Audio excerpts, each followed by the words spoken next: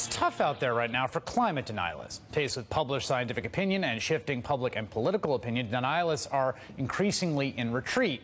And it's all thanks in part to people like Neil deGrasse Tyson. As both an astrophysicist and host of the show Cosmos, he's made the science behind climate change accessible to a whole new generation of Americans.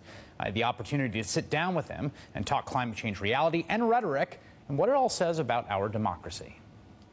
It has been said that every great emergent scientific truth goes through three phases. First, people say it can't be true. Second, they say it conflicts with the Bible. Third, they say it's true all along. Right. And so there you have it. The evidence will show up when they need more evidence, more storms, more coastlines getting lost, people beginning to lose their wealth.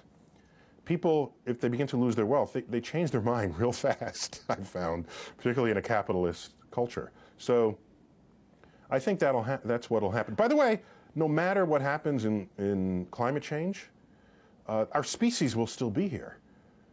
It's just that the thousands of years over which we created our civilization took place over a kind of climate that we are exiting right now, a climate range that we're exiting. And we are responsible for that, for exiting this largely, yes, there were storms and there were this, but in the mix of things, you had some assurance. It's remarkably stable, given the fluctuation that had existed previously in the history of the world. When the dinosaurs were here, there were no polar ice caps, all right? Talk about global warming. It was really warm when the dinosaurs were here, all right? Are you going to say, well, then, therefore, it's okay? Fine, but then don't expect to conduct civilizations the way we now do, because all the coastlines would get redrawn and all the coastal cities of the world will be underwater. Right. You know what? I tell people, this wakes them into here in the New York metropolitan area. I say, if we lose the ice caps, you know how high the water will be? I say, oh, maybe a couple of feet. No, it would come up to the Statue of Liberty's elbow, the one that's holding the Declaration of Independence. That's where the water line will be. And I'm old enough to remember that scene in The Planet of the Apes where they're, oh, you blew it up, you destroyed it. I don't want another Planet of the Apes. They come back and there's Statue of Liberty bobbing in the bay. So people, I don't see people trying to repeal the law of gravity just because they're gaining weight. Right. I didn't see people trying to repeal E equals MC squared because it somehow conflicted with their political philosophies. These are emergent scientific truths. So I'm disappointed when I look around and I see people cherry-picking the consensus of observation and experiment that has emerged in science. That is the anatomy of a scientific truth. By the way, there are always some results that dangle and linger, but the emergent scientific truth is when multiple research investigations by different people who would typically be in competition with one another, from different branches of science. Right, who have an incentive not to confirm. Oh, right? That's a very important point. Oh, yeah, because the idea behind the whole bizarre crypto conspiracy theory about global warming is that somehow everyone's working in concert, when in fact everyone individually has the opposite incentive. Yeah, in science, we compete all the time, all the time, and I get points, not literal points, but I get status points for showing that you're wrong.